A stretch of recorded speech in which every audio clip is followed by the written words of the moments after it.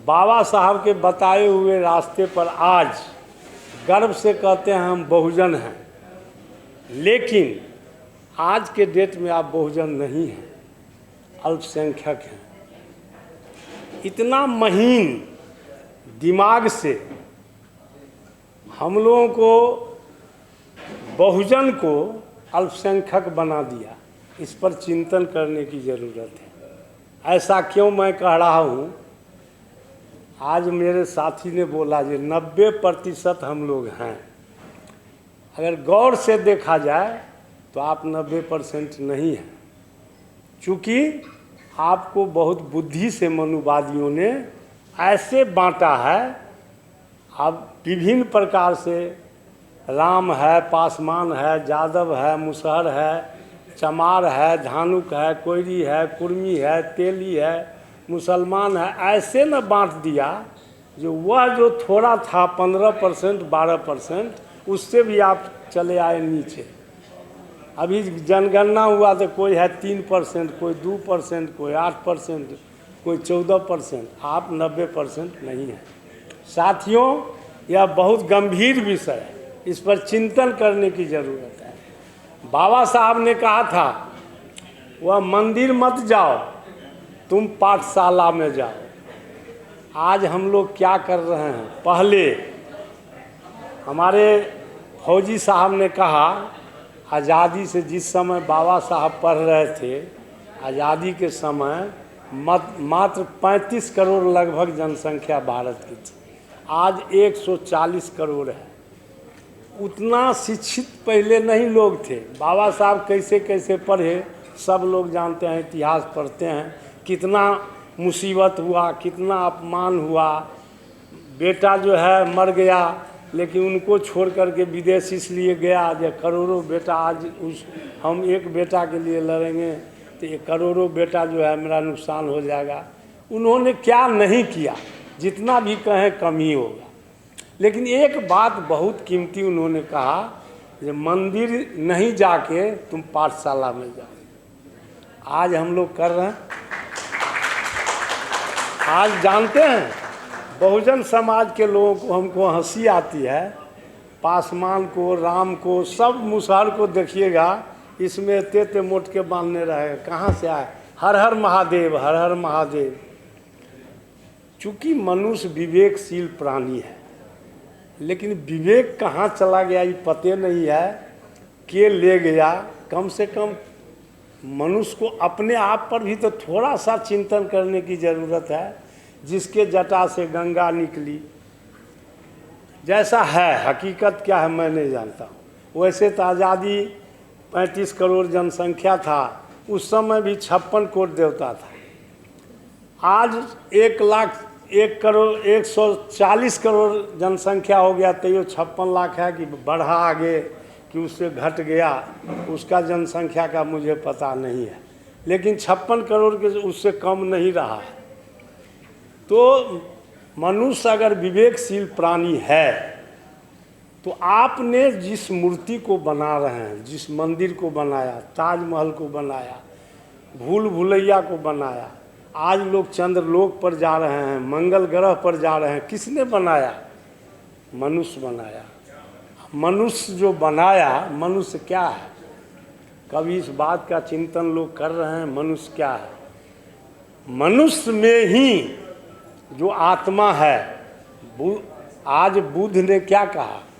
फूल जो है गुलाब का या कोई भी, उसका जो सुगंध है, उसका क्या नाम रखिएगा आप बताइए? उसका क्या नाम है? जो बुद्ध ने कहा है, बाबा साहब हिंदू धर्म छोड़ के बुद्ध धर्म अपनाए, तो उन्होंने कहा कि फूल में जो सुगंध है उसका नाम बताइए और व्यक्त कीजिए कि सुगंध कैसा लग रहा है। ये दोनों बात कोई बता सकता है? क्योंकि यह बहुत गंभीर अनुभव का विषय है। साथियों, इसीलिए जितना भी वेद शास्त्र है, 4 वेद, 6 शास्त्र, 18 पुराण, गीता, रामायण, बाइबिल, कुरान, 108 उपनिषद, एक तो इतना लोग नाम नहीं जानता है। अगर जानता भी है तो आँख से देखा भी नहीं होगा इतना किताब। अगर देखा भी होगा तो पढ़ा नहीं होगा। अगर पढ़ भी लिया होगा तो आप किसी के बात को मानिए कि नहीं मानिए, बाबा साहब की बात को मानिए।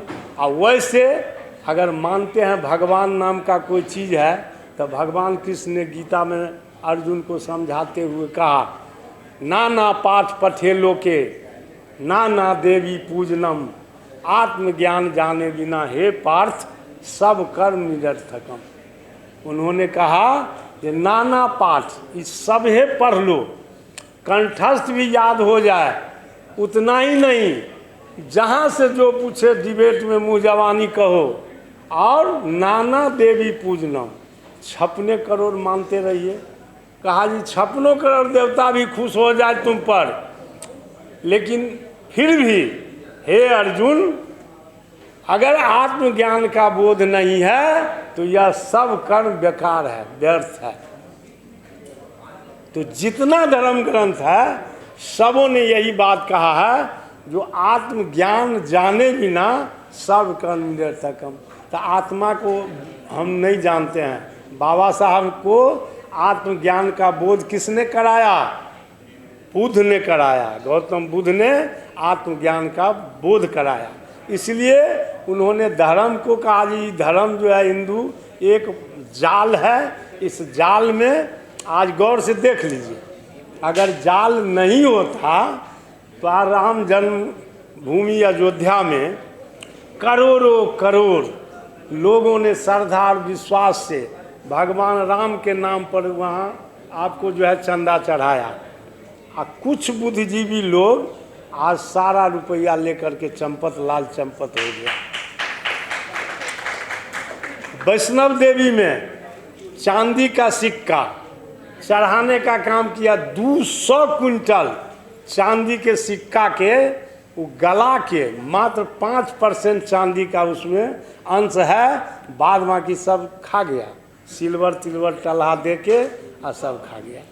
आज भगवान को जो रुपया आप चढ़ाते हैं उनको कुर्ता पैजामा सिलाने की ज़रूरत है कि दाल चावल लाने की, जिससे आप मांगते हैं तो उनको रुपया आप सिक्का कागज़ लेने का क्या ज़रूरी है उनको देने का?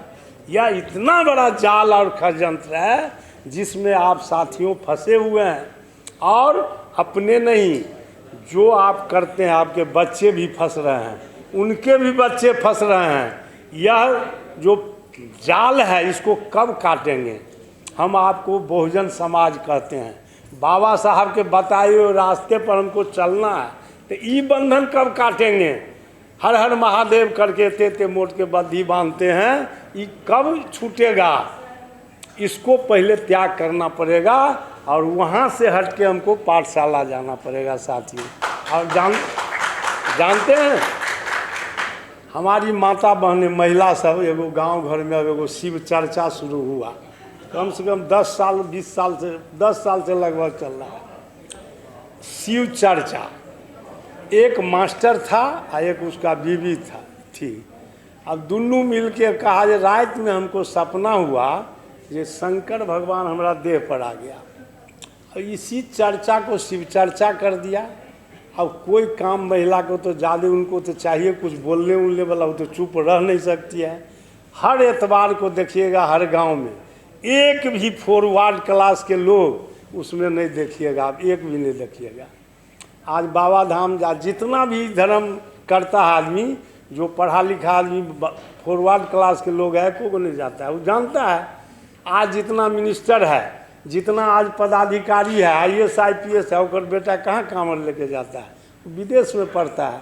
आप अपने बेटा को संस्कार देते हैं कि जाओ वो मंदिर में ले 10 रुपया 2 रुपया बांट के चढ़ा के आओ। ये सब क्या है? जब तक आप इससे नहीं निकलिएगा तब तक बाबा साहब के बात समझ में नहीं आएगा साथियों। इसलिए हम लोगों को, हम फौजी साहब को धन्यवाद देते हैं, इस तरह का कार्यक्रम करते रहें। संख्या बल की ज़रूरत नहीं है, विचार बड़ा होना चाहिए। और विचार बड़ा अगर था, आज जितने भी महापुरुषों का आज फोटो देख रहे हैं वह सब सिंगल थे, अकेले थे, लेकिन उनका विचार इतना बड़ा था कि आज पूजनीय है, हम लोग उनको पूजा कर रहे हैं साथियों।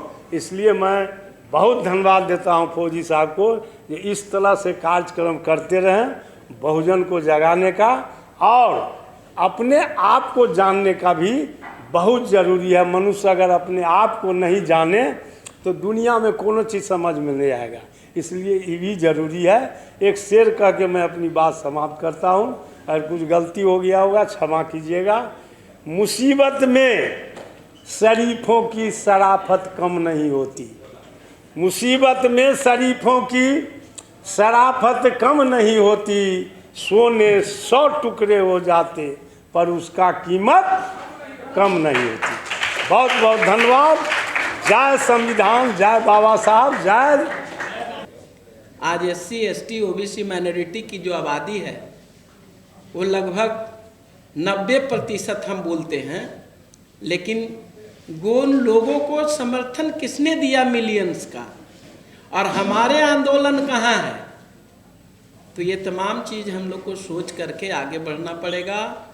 हम लोग को अपने लोगों के लिए जन जन, हम लोग ने तो फतवा जारी किया हुआ है कि अगर भारतीय जनता पार्टी से कोई मेरा सगा भाई भी चुनाव लड़ेगा तो हमको उसको हराने का प्रयास करना है, क्योंकि वो नसबंदी कर दिए जाएंगे वहाँ पे, और पार्टी में ज्वाइन करने से पहले ही वो नसबंदी हो जाता है। गंगा जल वाला कहानी आप लोग देखते ही हैं।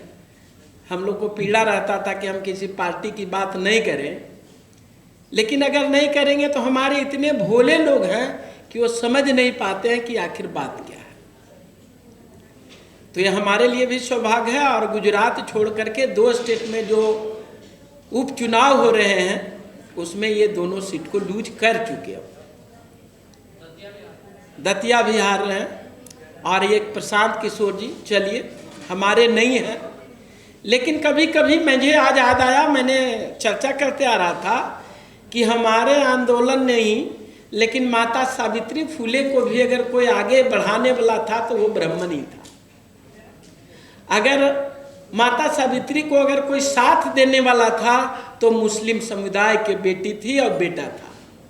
तो ये हमारे लिए सौभाग्य की बात है, हमें एकजुटता बनाने की जरूरत है। और हम लोग खंडित रहने के कारण हम लोग का ये विनाश कह सकते हैं, या जो भी नाम दे सकते हैं, वो इसी का रीजन है।